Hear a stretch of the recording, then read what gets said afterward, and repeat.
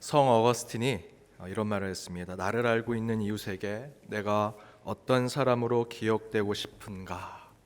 라고 하는 이 질문이 중생하고 거듭난 그리스도인들이 바른 그리스도인으로 살고자 하는 성화의 삶의 출발점이 되는 질문이 될 수 있다라고 얘기합니다. 최근에 한 성도님과 이런 얘기를 나눴습니다. 교회에 나가지 않은 자녀들이 있는데 최근에 또다시 우리 교회에 잘못된 신앙을 가진 교회와 또 선교단체들 때문에 그 일탈 때문에 또다시 어려움을 겪고 있는 세상과 또 고통을 겪고 있는 사람들의 모습을 보면서 어머니 이제 제발 교회 나가지 마시라고, 자기들 살겠다고 다른 사람 죽이는 종교가 생명의 종교, 사랑의 종교가 될 수 있겠냐고 막 따져붙더랍니다. 그래서 이 성도님께서 모든 교회가 다 그런 것이 아니고 모든 성도가 다 그런 것이 아니다. 우리 연동교회는 지금까지 지역사회, 세상을 생각하면서 선제적으로 어려움이 있을 때마다 때로는 예배를 비대면으로 바꾸기도 하고 모임도 금지하고 신앙도 최소한으로 하면서 참으로 어렵고 힘들지만 지금까지 계속 그렇게 해왔으니 걱정하지 마라. 그리고 며칠이 지나서 그 자녀들이 우리 연동교회 홈페이지, 사이트, 또 신문 기사, SNS를 살펴보고는 어머니 연동교회는 그동안 코로나로 지역사회, 세상을 위해 방역을 잘 지켜오셨네요. 다른 교회들도 연동교회처럼 했으면 좋겠습니다 라는 얘기를 하더랍니다. 그 얘기를 들으면서 한편으로는 뿌듯하고 보람을 느끼고 내가 연동교회 교인이라는 게 자랑스럽기도 했지만 한편으로는 마음이 씁쓸하고 답답했다라고 하는 얘기를 들었습니다. 또다시 교회와 또 우리 기독교의 선교단체의 일탈로 이 코로나가 확산되어서 마음이 참 속상하고 참 세상에는 미안합니다. 한참 코로나가 확산될 때 제가 우리 교회에서 잘못된 길을 가던 요나가 자기 때문에 배가 그 풍랑에 난파되려고 할 때 자기의 몸을 바다에 던져서 그 배를 지켰던 것처럼 교회도 지금은 긴 침묵을 해야 하고 세상을 살리기 위해 희생하고 섬김의 모습을 보여줄 때다라고 말씀을 드린 적이 있습니다. 일부에서 그렇지 않은 모습 때문에 한국교회가 비난받고 욕먹는 모습, 우리 그리스도인 목회자인 제가 또 우리 성도님들이 교회가 세상에 신뢰도가 떨어지고 비난받는 거 괜찮습니다. 그런데 제가 마음이 아픈 거는 그런 일들 때문에, 저희 때문에, 일탈하는 일부의 단체들 때문에 하나님이 욕먹는 건 정말 너무 속상합니다. 그래서 더욱 우리 연동교회는 요나의 길을 쫓아가야 합니다. 그때 반드시 하나님께서 다시 그 깊은 물속에 있는 요나를 육지로 끌어올려서 그 사명을 감당하게 해주셨던 것처럼 저와 여러분에게 하나님께서 그 길을 열어주시리라 믿습니다. 좀 더 인내하고 좀 더 참아냅시다. 나를 알고 있는 이웃에게 내가 어떤 사람으로 기억되고 싶은가 라고 하는 이 어거스틴의 말을 깊이 새기는 한 주의 삶이 되시기를 바랍니다. 우리 옆에 있는 분들과 이렇게 인사 나누기 원합니다. 우리 온라인으로 예배드리는 분들도 함께 축복합니다, 사랑합니다 함께 인사 나누겠습니다. 축복합니다, 사랑합니다.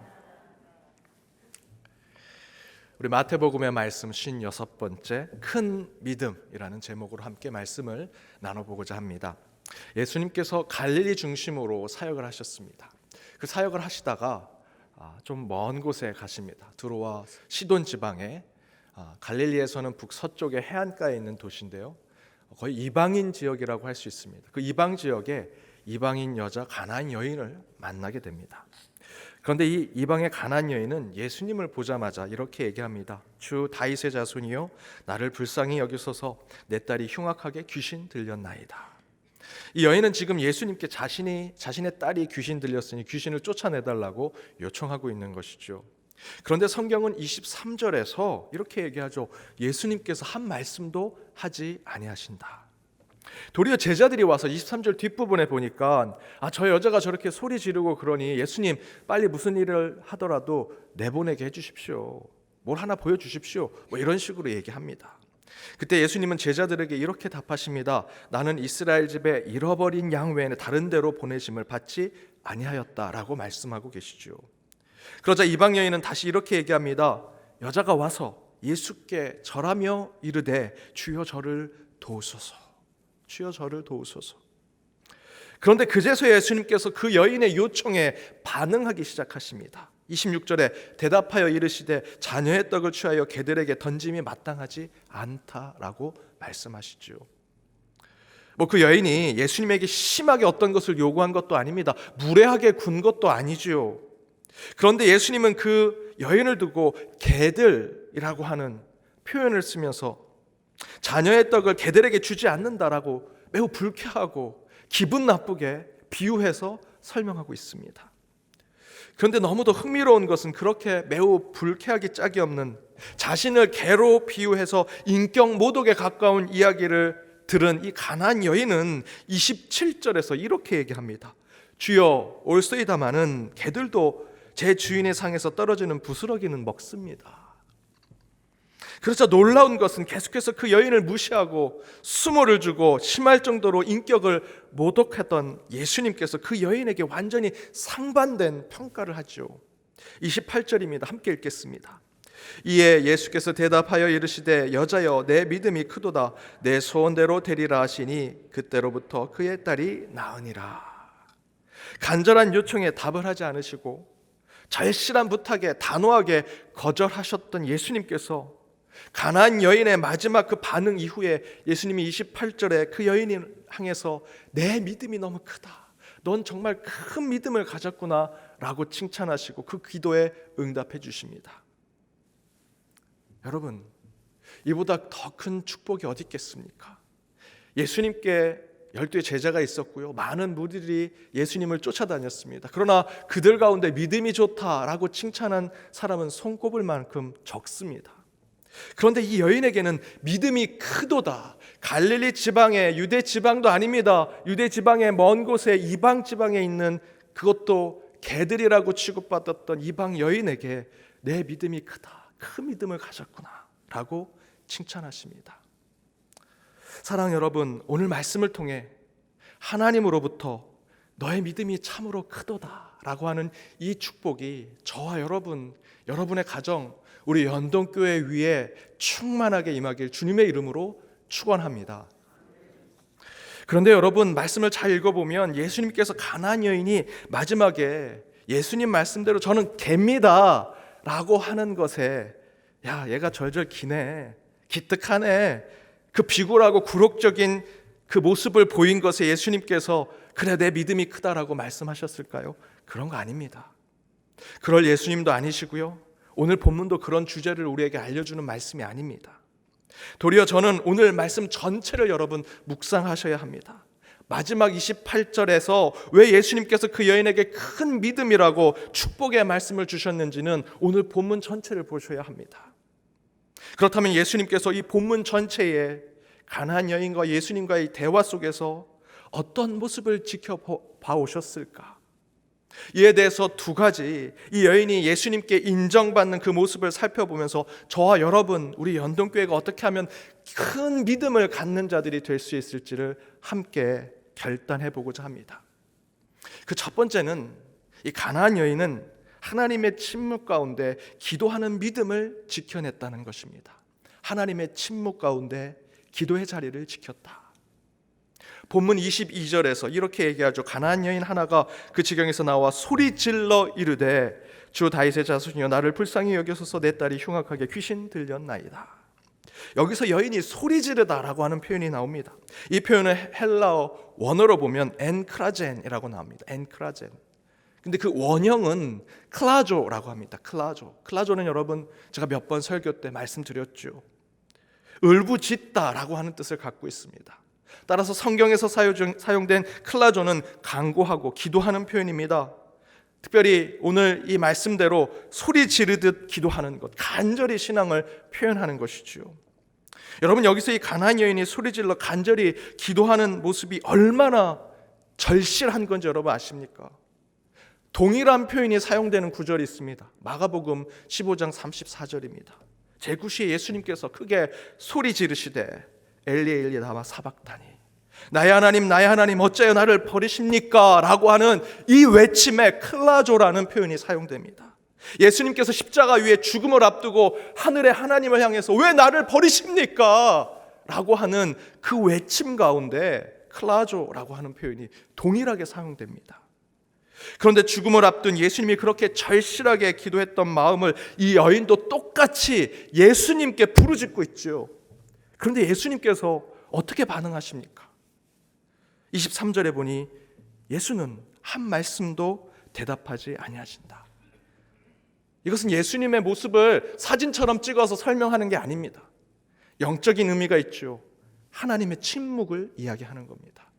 간절하게 얘기했는데 예수님은 침묵하시는 겁니다.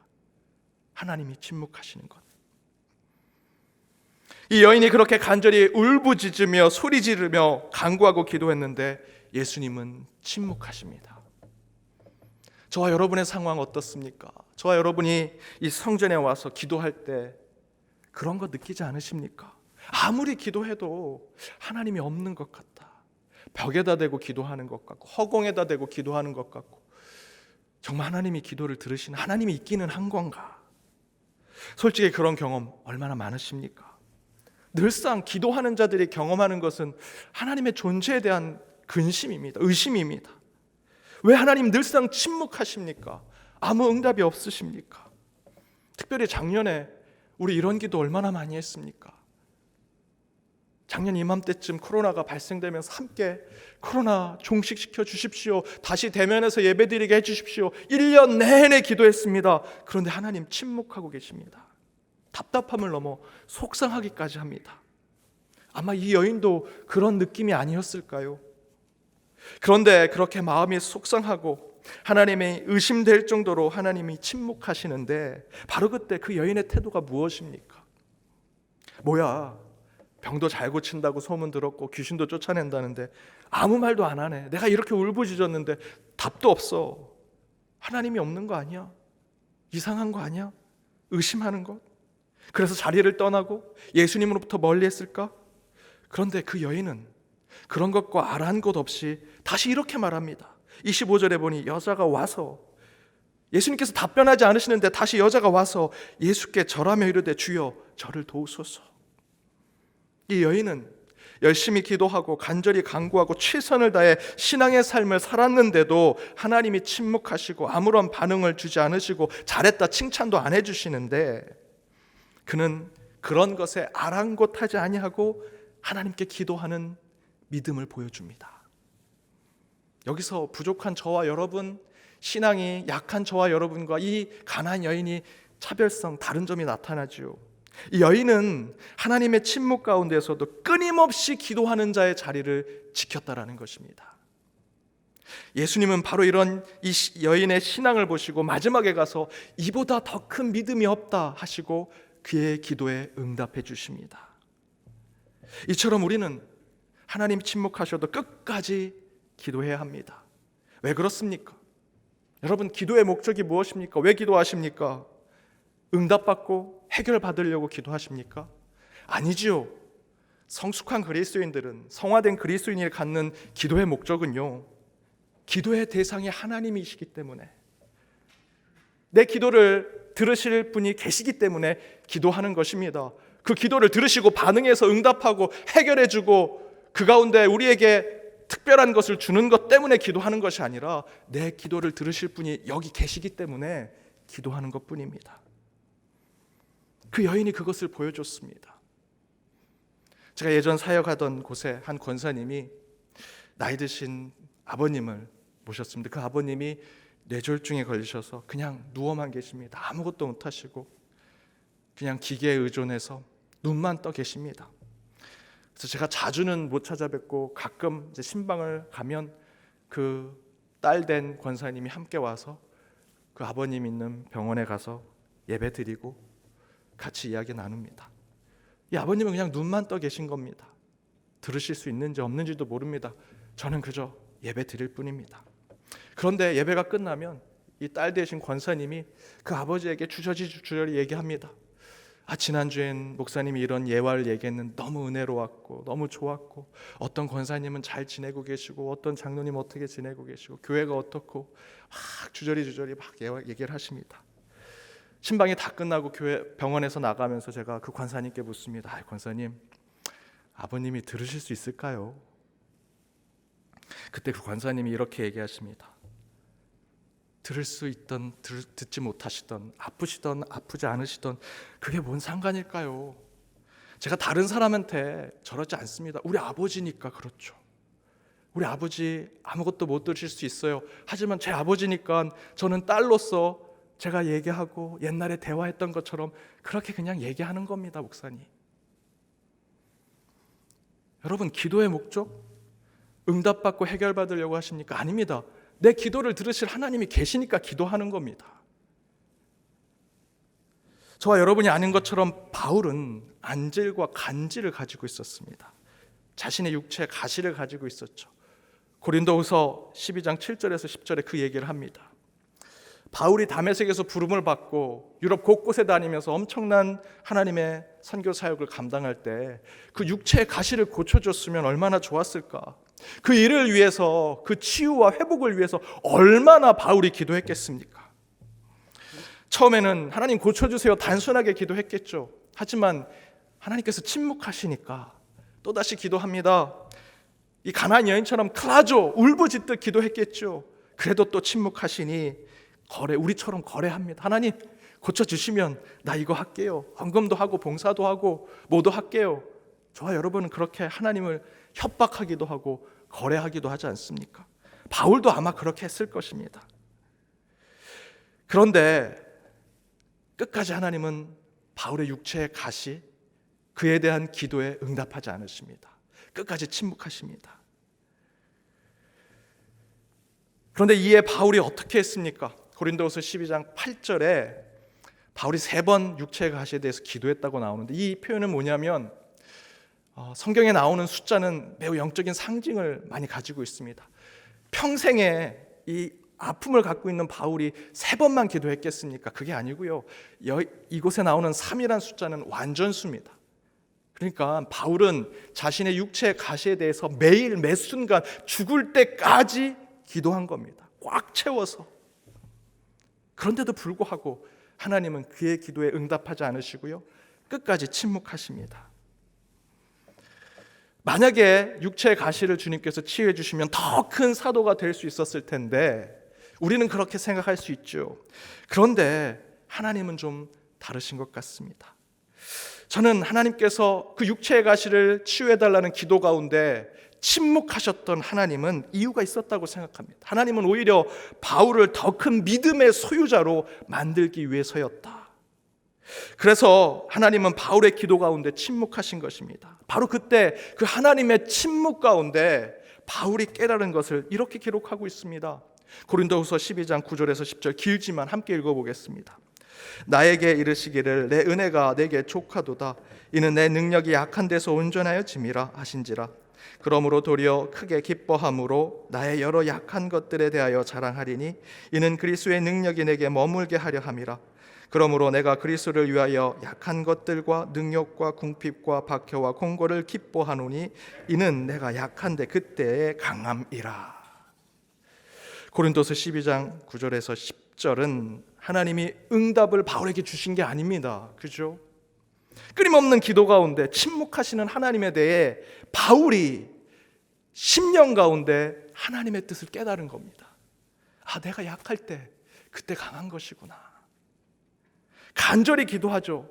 그러나 계속해서 하나님은 침묵하십니다. 그럼에도 불구하고 기도하고 또 기도하면서 기도의 자리, 기도의 시간, 기도의 마음을 지키면서 기도했더니 하나님의 응답이 없을지라도 하나님의 뜻을 깨닫게 하시더라.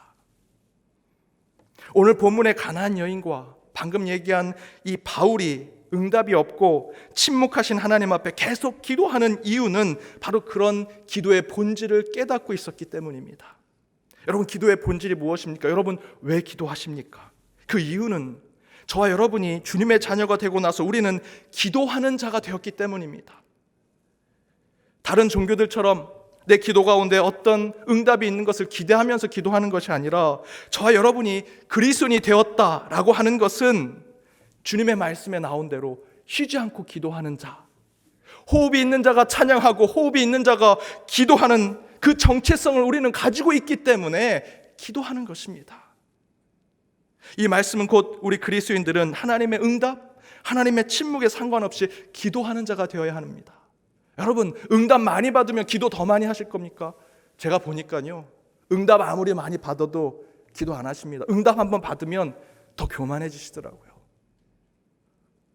응답 많이 받으면 더 많이 기도하고, 하나님이 침묵하고 응답 안 하시면 기도 안 하시겠습니까? 아닙니다. 저와 여러분의 정체성, 우리 그리스도인의 정체성은 기도하는 자입니다. 쉬지 않고 기도하고 호흡이 있을 때 기도하는 것.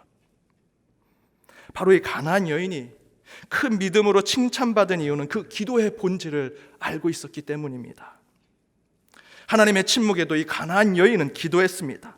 하나님, 내 기도에 침묵하시는 것보다 더 중요한 것은 내가 기도하는 자요, 하나님은 기도를 들으시는 분이십니다 라는 마음으로 기도하는 것.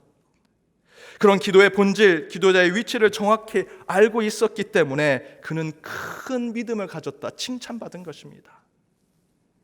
사랑하는 여러분, 솔직히 저와 여러분 기도할 때마다 하나님 응답 주지 않으시죠? 침묵하실 때가 더 많으십니다.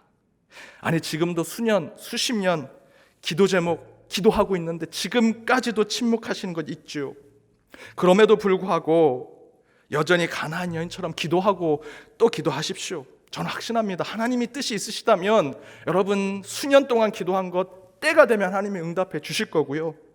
그렇지 않더라도 우리는 기도자의 믿음을 지켜서 이 가나안 여인처럼 끝까지 기도하는 자가 되어야 합니다. 여전히 하나님이 침묵하십니까? 그래도 기도하십시오. 또 기도하십시오. 끝까지 기도하는 신앙으로 큰 믿음의 소유자가 되는 저와 여러분이 되기를 주님의 이름으로 축복합니다. 두 번째는 이 가나안 여인은 시험 가운데에서도 기도하기를 멈추지 않았다라는 것입니다. 시험과 시련 가운데에서도 기도하기를 멈추지 않았기 때문에 큰 믿음의 칭찬을 받은 것이다. 우리 앞에 주어진 시험의 종류가 여러 개 있습니다. 여러 학자들, 신학자들, 목회자들이 3가지, 4가지 얘기하지만 저는 그냥 아주 간단하게 딱 2가지로 봅니다. 하나님이 주시는 시험, 사단과 세상이 주는 시험이죠. 하나님이 주시는 시험은요, 내 믿음을 확인하고 증명하기 위해서 하나님이 하시는 시험입니다. 아브라함이 시험받은 창세기 22장에 나온 말씀이죠. 또한 더 성숙한 신앙을 만들기 위해서 하나님께서 연단과 훈련을 시켜주시는 그런 시험이 있습니다. 이게 하나님이 주시는 시험입니다. 사단이 주는 시험은 우리를 넘어뜨리려고 하고 멸망시키려고 하고, 그래서 끝내 우리를 지옥으로 끌고 가려고 하는 사단 마귀의 시험입니다. 이건 세상이 주는 시험이죠. 그런데 여러분, 우리는 어떤 시험이든 다 이겨내야 합니다. 하나님이 주신 것이든 세상이 주는 것이든. 솔직히 여러분 앞에 주어진 시험과 시련, 하나님으로부터 온 것인지 세상 또는 사단으로부터 온 것인지 알 수 있습니까? 저희는 잘 모릅니다. 그저 우리 앞에 시련과 시험이 왔다면 이겨내려고, 극복하려고 노력하셔야 합니다. 여러분, 욥의 경우를 보십시오. 사단이 하나님께 허락을 받고 욥을 시험하죠. 사단이 준 겁니까? 하나님이 준 겁니까? 또한 예수님도 성령에 이끌려 광야로 가서 마귀에게 시험을 받습니다. 여러분, 이처럼 저와 여러분이 받는 시험은 어디서 왔든 여러분 따져 묻지 마시고요, 내게 시험이 왔다, 유혹이 왔다, 시련이 왔다 하면 이겨내고 극복하려는 것이 중요합니다. 그것이 우리 그리스도인들의 정체성입니다. 시험이 오면, 유혹이 오면, 시련이 오면 주의 이름으로 이겨내는 것. 바로 본문의 이 가나안 여인이 그 모습을 보여주었고요, 그에 대해서 예수님께서 큰 믿음이라고 칭찬해 주셨습니다. 실제로 본문에서 가나안 여인은 간절한 간청에 응답해 주지 않고 무시하는 그 하나님을 만나게 되죠.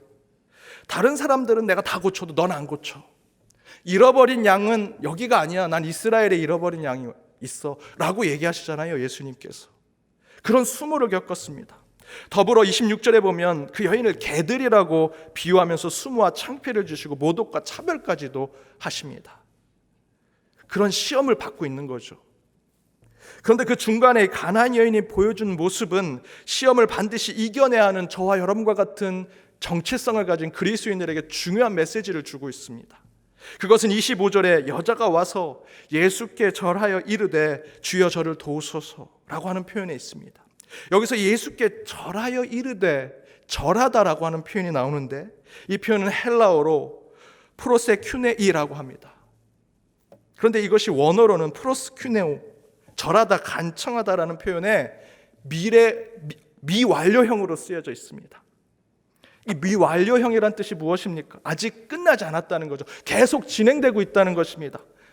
따라서 25절에 여자가 와서 예수께 절하다라고 하는 건 단순히 그 절하고 끝난 것이 아니라 계속 예수께 절하고 간청하고 간구하고 요구하고 있는 것입니다.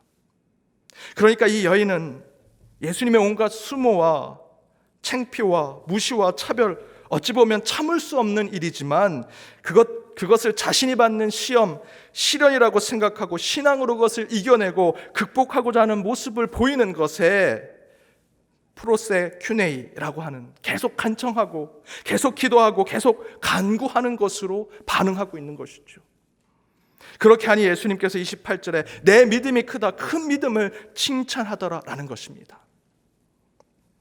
여러분, 요즘 저와 여러분 얼마나 큰 시험과 시련을 겪고 있습니까?